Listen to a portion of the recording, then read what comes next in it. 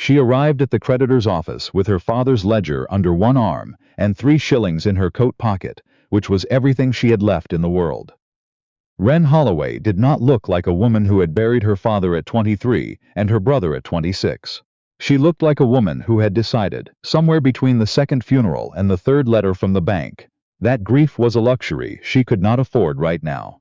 She would deal with it later. She had been saying that for 8 months. The creditor's clerk told her the debt would be called in by Friday. She thanked him, walked back out into the grey Yorkshire morning, and stood on the pavement outside his office for exactly 4 seconds before she put one foot in front of the other and kept walking. That was a Tuesday. On Thursday, Oliver Hartley came to her door. She recognized him before he spoke.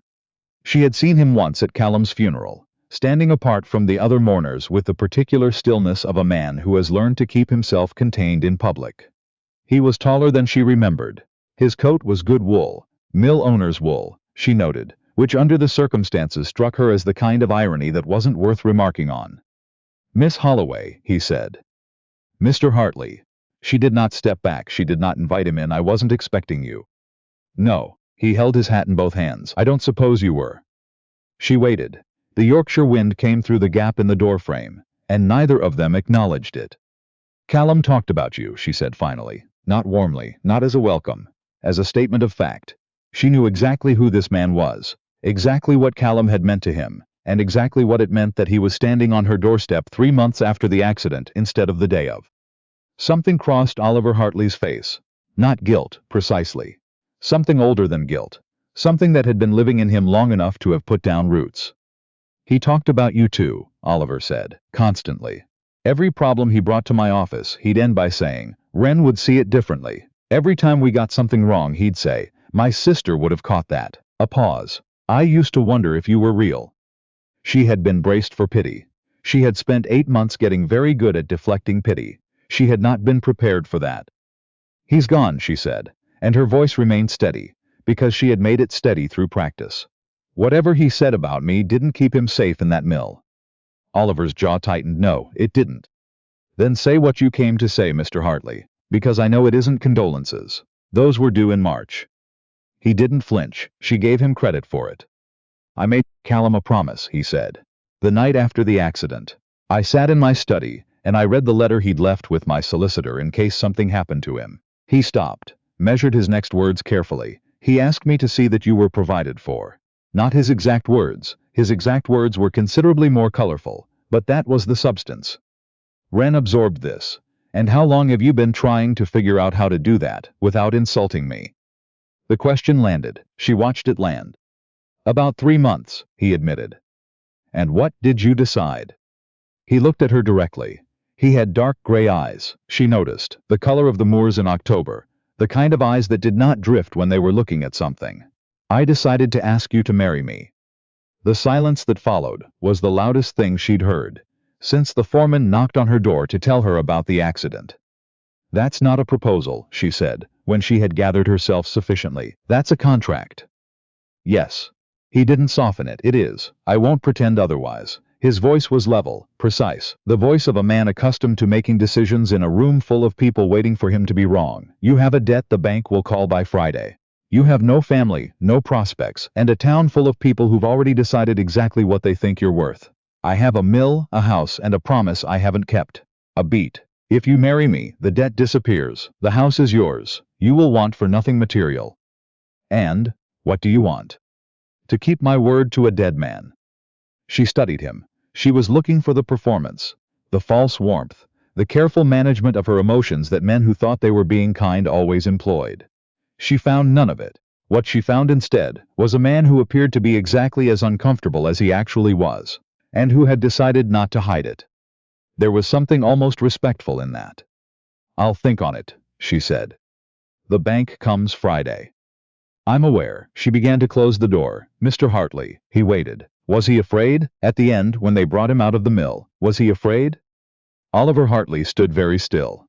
And for one moment, the careful exterior simply stopped, and she saw what was underneath it. Not a powerful man, not a mill owner, just someone who had been carrying something far too heavy for far too long. "He wasn't afraid," Oliver said quietly. "He was angry. He was shouting at me to get the other men clear. A long pause. He was looking out for everyone else until he couldn't anymore. That was Callum. She pressed one hand flat against the doorframe and said nothing. "I'll have your answer by Thursday," she said at last. She gave it to him Wednesday morning. She walked to Hartley Mill herself, 2 miles in a light spring rain, because she would not send a note like a woman who needed to hide, and she would not wait to be fetched like a parcel. When she arrived, damp and entirely unapologetic about it, the mill office clerk looked at her as though she had appeared from thin air. Oliver came out from the back of the office with his sleeves rolled to the elbow and ink on his right hand. He stopped when he saw her, looked at the ink, did not seem embarrassed about it. She noted that. "Miss Holloway," he said. "I accept," she said, "on 2 conditions." He waited. First, she met his eyes directly. "I will not be a decoration in your house. I am capable of useful work and I intend to do it. If the mill needs something that a woman can do, I will do it. I did not come here to sit in a parlor pretending the world runs itself." A pause. He nodded once. Second, she held his gaze. "You will not keep things from me. Not about the mill, not about the finances, not about whatever it is you've been carrying since March. I have had enough of men who thought protecting a woman meant keeping her ignorant. If we are to share a life, we share information. All of it." Something moved in Oliver Hartley's expression. Not offense. Something closer to recognition. "Agreed," he said. He held out his hand. She looked at it for half a second and then took it. His grip was firm and brief. "Saturday," he said. "The registrar can do it quietly." "Fine," she said. "I'll bring my own flowers." He blinked. It was the first crack she'd seen in the controlled surface. She turned before he could see that it satisfied her, and walked back out into the rain. They married on a Saturday in May with the registrar, his clerk as witness, and no one else. Wren wore a gray wool dress she'd made over from her mother's, and carried a handful of hawthorn blossom she'd cut from the hedge on the walk over. The registrar's clerk stared at the flowers. Oliver's expression did the almost cracking thing again. The ceremony took 9 minutes. She did not feel joy. She did not feel love. She felt the specific bracing clarity of a decision made and committed to, the strange oblique relief of having outmaneuvered a future that had been trying to grind her down for the better part of a year. On the drive to Hartley House, neither of them spoke for a mile. Then Wren said, "Tell me about the mill's accounts." Oliver glanced at her sideways. "We just got married." "I know. Tell me about the accounts." A pause, and then, so quietly she almost missed it, something that was not quite a laugh escaped him. He told her about the accounts. Hartley House was not what she'd expected. She had braced herself for the home of a successful man. Assured, permanent, a statement of accumulated wealth. What she found was a house that had clearly been maintained by habit rather than love. Rooms that were clean but unlived in. Furniture arranged for propriety rather than comfort. A housekeeper named Mrs. Beale, who ran the household with iron competence, and the particular sadness of a woman watching a good house go to waste. Wren unpacked her 2 bags with the efficiency of someone who had never had the luxury of being sentimental about space. Then she went to find the mill ledgers. Mrs. Beale found her in the study at 9:30, standing over the desk with the accounts book open.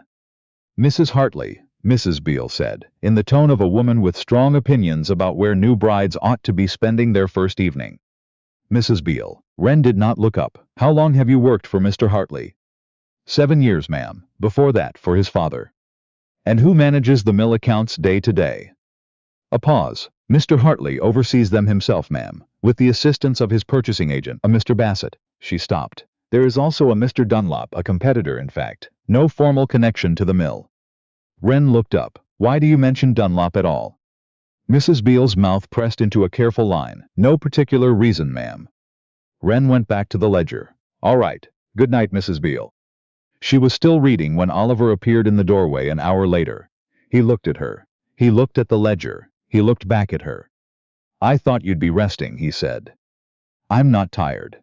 She turned a page. "Your raw wool costs have increased 14% over 2 years.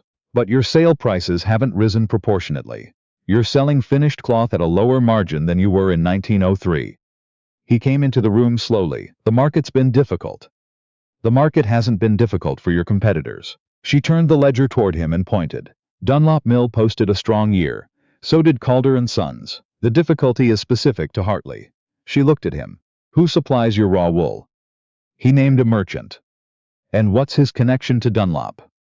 Oliver went very still. They're brothers-in-law, he said, slowly, like a man hearing something he already knew, but had refused to assemble into its correct shape. I knew that, I just hadn't. He stopped.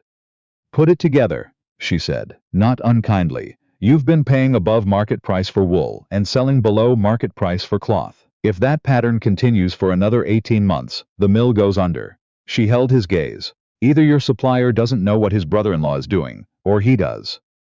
Then Dunlop has been engineering my failure. Oliver's voice was very quiet, so he can buy me out at a fraction of value. That's what the numbers suggest. She closed the ledger. I could be wrong, but I don't think I am. Oliver stood across the desk and looked at the accounts with the expression of a man confronting something he had been refusing to look at directly for a long time. Callum noticed something was off, he said after a moment. Last winter, he came to me with questions about the purchasing figures. I told him it was market fluctuation. He exhaled. I told him not to worry about it. And then he died, Wren said, not as accusation, as fact. Yes, the word had weight. Show me everything, she said. Every contract, every purchase order, every correspondence with the wool merchant. Tonight if you can. He showed her. They sat at the desk together until midnight, working through 3 years of records. He asked precise questions. She answered them and asked sharper ones. They worked in the language of numbers, and contracts and market prices. And somewhere in the process, the strange formality that had been hovering over them since the registrar's office fell away, replaced by something cleaner. Two people with a real problem, and the different tools to solve it. At some point Mrs. Beale appeared with tea and sandwiches, looked at them both with an expression she chose not to name, and retreated without a word. When the hall clock struck midnight, Oliver sat back and rubbed the bridge of his nose. I've been looking at individual trees, he said. I haven't been seeing the forest. You've been running a mill, Wren said. You can't see everything at once. A pause. That's what you have me for. He looked at her. The lamp between them cast the room in amber, and she noticed, in the specific way you notice things when the day has burned down to its essence, that he looked exhausted. Not the ordinary exhaustion of a long day, but something deeper. The fatigue of a man who has been holding a great deal together through sheer force of will, and is beginning quietly to wonder how much longer he can maintain the grip. Tomorrow, she said, we find a new wool supplier, one with no connection to Dunlop, and we stop letting Bassett handle both the purchasing and the sale contracts. He looked at her. You think Bassett is involved? She tapped the purchase ledger. Look at the timing. Every time you've lowered a sale price, Dunlop has raised his within a fortnight. Someone is passing information. She held his gaze. Someone with access to both figures. Oliver said nothing for a long moment. Then, I've known Bassett for 6 years. I know, she said simply. That's exactly why he thought it would work. On Monday she went to the mill floor. Not to Oliver's office, but to the looms and the carding machines, and the women who ran them. Women who looked at her with the particular measuring caution of people who had learned that those who came from the house rarely had much interest in them. She walked the floor twice. She learned names. She asked about the machines, about the ventilation, about which stations ran cold in winter. A woman named Dottie, who had worked the 4th loom for 11 years, told her about a young lad named Jonah, who'd been hurt on a fraying belt 6 months back. The belt had not been replaced. Wren found the maintenance log. The replacement had been requisitioned twice and denied twice on grounds of cost. She brought the log to Oliver that afternoon. He read it with the expression she was beginning to recognize, the quiet precursor to anger, a man seeing clearly something he had been allowing to remain blurry. He had the belt replaced by end of day. He asked her to walk the floor with him on Friday mornings from then on. She said yes without making a thing of it. The letter arrived on a Wednesday in late May, forwarded from her father's old address. Callum's handwriting on the envelope. The slightly cramped letters, the way he pressed too hard on the pen. She sat down without meaning to. She read it standing up anyway. Oliver, it began. If you're reading this, something's happened, and you're doing what I told you not to do, which is blaming yourself for things that aren't entirely your fault. Stop it. I mean it. Find Wren. Not because she needs rescuing. She doesn't, and she'll tell you so herself the moment you imply it, but because the world is not kind to women alone, and someone should be standing next to her. That's the whole job. Just stand next to her. She's the smartest person I know, Oliver. Smarter than you, and I say that with genuine respect, because you're not stupid. She's going to see things you've missed. Let her. Don't be an idiot about this. You know what I mean. Callum. She carried the letter for 5 days. She folded it and put it in her coat pocket every morning, and felt its weight through the fabric all day, and turned over the question each night. What was the right thing to do with it? She watched Oliver during those 5 days with the careful attention she'd been developing since May. She had learned his rhythms. Learned that he was most honest in the evenings, when the mill day was finished. Learned that he never mentioned Callum voluntarily, and that when she did, something shifted in him that he immediately, skillfully covered. Learned that he was present everywhere except inside himself, where there appeared to be a section he had closed off, and where she suspected the March accident lived. She told him on a Thursday evening. She found him in the study and placed the letter on the desk between them. He looked at it. He looked at Callum's handwriting. He did not move. Where did you find this? Forwarded from my father's house. He must have sent it before. She paused. I've read it. I want you to know that before you open it. He picked it up. She watched him read it.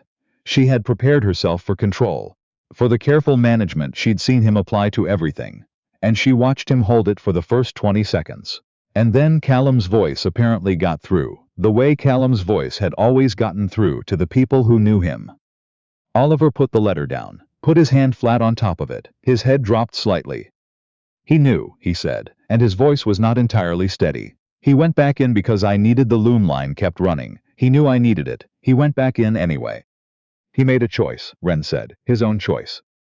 I could have. Oliver. His first name, for the first time, and something shifted in the room when she said it. Listen to me. You did not make Callum Holloway do anything. He was the most stubborn person I have ever known, and no one in his life ever successfully made him do a thing he'd decided against. She held his gaze. He went back because he believed it was right. If you take that decision from him and make it yours alone, you're stealing something. The one thing Callum would never forgive. He looked at her then, really looked at her, without the careful surface. He wrote about you in every letter he sent me, Oliver said, after a long moment. Everyone. Wren would see it this way. Wren would catch that. You'd like Wren, Oliver, she doesn't let anything go. I used to read those letters and think he was exaggerating. A breath. He was not exaggerating. Something moved in her that she was not entirely prepared for. She pressed it down. He loved you, she said. You should know that. He wrote about you as his employer for exactly the first letter. After that it was just, Oliver. Like you were part of the story. Oliver looked at her across the lamplit desk, and she saw it, that brief unguarded thing that happened when the armor came down. Grief, and something warmer than grief. Thank you, he said. 2 words with nothing performed around them. She picked up the letter carefully. He also called you an idiot in the 3rd paragraph. Something broke open on Oliver Hartley's face. It lasted only a moment. A real laugh, sudden and entirely unguarded, the first she'd heard from him, and then it was gone, but it had changed the room. He did, Oliver agreed. That was Callum. She set the letter back on the desk. She needed to do something useful before the ember in her chest became something she'd have to name. Tomorrow morning, she said. I want to go over the contract with the new wool supplier before you sign it. Of course, he said. She was at the door when he said her name. She stopped. He was right, Oliver said quietly. About letting you see things. She didn't answer that. She nodded once and went down the hall and let the Yorkshire evening steady her, because it was very good at being indifferent, and indifference was exactly what she needed right now. Dunlop made his move in June. He arrived at Hartley House on a Tuesday with a solicitor and a leather portfolio and the specific confidence of a man who had been planning something for a long time and believed his moment had arrived. He was pleasant in the way of a man who has learned that pleasantness is more disarming than threat. He shook Oliver's hand with the ease of someone who has already decided how the conversation ends. Oliver received him in the front room. Wren was in the adjacent room with the door ajar, doing nothing of the sort she appeared to be doing. The contract of 1902, Dunlop began, with the warmth of a man performing reluctance. The joint supply agreement your father signed with my father. I've had my solicitor reviewing it, and there's a clause, Clause 17, the non-compete provision, that your current expansion into worsted lines may be violating. Silence. Non-compete, Oliver said. It's a technical matter. I don't want litigation. I want to be clear about that. What I want is a conversation. Dunlop spread his hands. The mills had a difficult few years. We both know it. I'm prepared to make a fair offer for the worsted operation. Remove the contractual question entirely. Wren walked in. The effect was immediate. Dunlop's pleasant expression adjusted almost imperceptibly. The solicitor looked up from his papers. Mrs. Hartley, Dunlop recovered quickly. I wasn't aware. The 1902 agreement. She crossed to the writing table and placed a document in front of the solicitor. Clause 17 covers non-compete provisions for the dyeing process only. Worsted production isn't mentioned, because Hartley Mill wasn't doing worsted work in 1902, and the clause was drafted specifically around the existing operations at that time. She looked at the solicitor directly. You know that. The solicitor looked at the document. He turned it over. Something in his professional composure shifted. I found it in Mr. Hartley's father's correspondence files, she said, along with the original draft and the revision notes. Clause 17 was amended before signing. The initial draft did include worsted, and the elder Mr. Hartley had it removed, because he'd already been planning the expansion. He simply hadn't started it yet. The room was very quiet. Dunlop looked at the document. He looked at Oliver. The pleasant expression had not broken, but it had become effortful in a way it had not been before. There may be some miscommunication about the clause's intent, the solicitor began. The intent is documented in the revision notes, Wren said. In your firm's handwriting, in fact. I recognize the notation style from the other contracts in the file. The solicitor said nothing. Oliver stood. He looked at Dunlop with an expression that was very quiet and very absolute. I think we're done here, he said. I've known you since we were boys at school, and I'll put this down to a misreading of the contract, because the alternative is that you sent a solicitor to my house with a deliberate misrepresentation, and I'd rather not have that conversation. A pause. But I will have it if you need me to. Dunlop left. The solicitor followed. The front door closed. Oliver turned to Wren. She was already gathering the documents back into order, her hands entirely steady. Last week, he said. Wednesday. While I was organizing your father's correspondence by year, she looked up. I didn't know it was relevant until Dunlop walked in. The moment he said Clause 17, I knew exactly what he was doing. He crossed the room. He stopped in front of her. Closer than the careful distance they had maintained since May. Close enough that she was aware of it in the specific physical way of a person who has stopped pretending not to notice. Wren, he said. She made herself look at him. When I came to your door in April, he said, I told myself it was a debt. I told myself that was the whole of it. He held her gaze with those gray eyes that she had spent 2 months learning, and was still learning. I don't think that anymore. What do you think? She asked. Her voice came out steadier than she deserved credit for. I think Callum knew exactly what he was doing when he wrote that letter. I think he knew what this would be. He looked at her directly, the way he looked at things that mattered. I am not a man who says things he doesn't mean. And I mean this. I have not gone to bed once in the past 6 weeks without thinking about you. Not the mill, not the accounts, you. The room was very quiet. She thought about the ledgers and the looms, and Jonah's fraying belt, and the letter in her coat pocket. She thought about a man who rolled his sleeves up and got ink on his hands and laughed once, really laughed, in a room full of grief. She thought about the ember she had been carrying carefully for 2 months, turning away from when it threatened to catch. She stopped turning away from it. I know, she said. A pause. I've known since the first Friday you walked the mill floor with me instead of sending the foreman. Something in Oliver Hartley's expression did the thing that was not armor and not performance. It was simply him, all the way through, without any of the careful layers. He reached out and took her hand, not tentatively, with intention. She held his hand and did not look away. Mrs. Beale appeared in the doorway, assessed the situation with the rapid expertise of a woman who had been waiting for this for 6 weeks, and retreated without a single word. It was the most eloquent thing she'd done in months. The Dunlop matter resolved itself cleanly once Oliver's solicitor sent a formal letter, referencing the 1902 revision notes. Dunlop did not respond. The worsted expansion proceeded. The wool supplier Wren had identified, a family firm in Bradford with no connection to Dunlop, offered better prices and reliable delivery, and the mill's margins began to recover within 2 quarters. Bassett resigned before he could be asked to explain himself, which was the most honest thing he had apparently done in 3 years. On a Friday morning in September, Jonah found Wren near the carding machines and told her, carefully, that 3 of the women on the loom floor had not been paid their full wage for the second month running. A clerical error, the new agent had said. He looked at her with the measuring look of a young person, deciding whether an adult can be trusted with something real. She told him to come to her directly if he noticed anything else. He held her gaze for a moment and then nodded, once, the way people nod when they've decided something matters. It was not a clerical error. Wren spent a Thursday evening with the payroll records and found a pattern. Women working the same hours as men on equivalent machines, paid at a lower rate, for at least 4 years. Standard practice, carried forward from the elder Mr. Hartley's time, continued simply because no one had looked.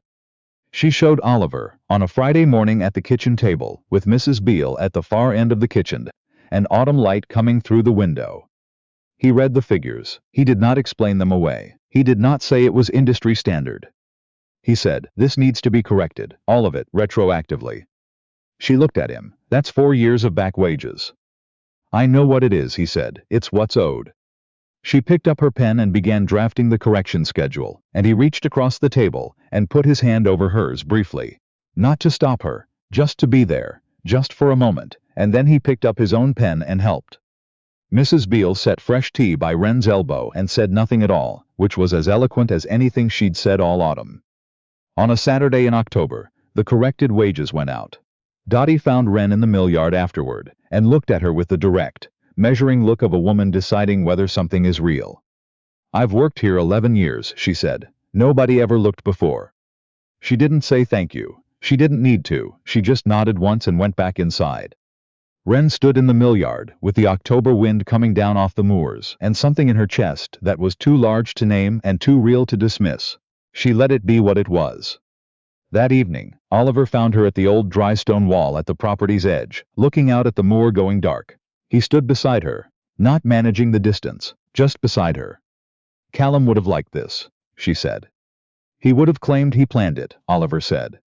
"He did plan it." She looked sideways at him. "He told you to stand next to me. He told me, in the letter he left me the week before the accident, not to spend my whole life being the most capable person in any room and never letting anyone see it." She paused. "He said I made myself small for people who didn't deserve the real size of me." Oliver was quiet for a moment, then softly, "I see it. For whatever it's worth, I see the real size of you." She turned to him. His face in the early dark was the one she had been learning for 6 months. The one without the armor, the one she had come to trust, more than she had expected to trust anything again. "It's worth a great deal," she said. He pulled her into him, and she let him, and she held on with the full straightforward commitment of a woman who has made a decision, and intends it to stand. The moor went on doing what it always did, enormous and indifferent and very beautiful, and the mill lights came up below them in the valley, and the house behind them was warm with Mrs. Beale's supper, and Callum Holloway had been right about nearly everything, which surprised no one who had known him. Wren Hartley never described herself as someone who had been saved.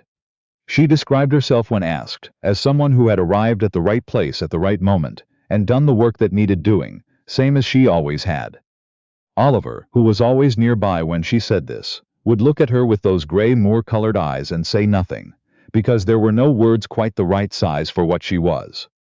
He stayed beside her instead. That was the whole of it. That was what Callum had seen, and trusted them to find, and been entirely right about. He was almost always right about the things that mattered.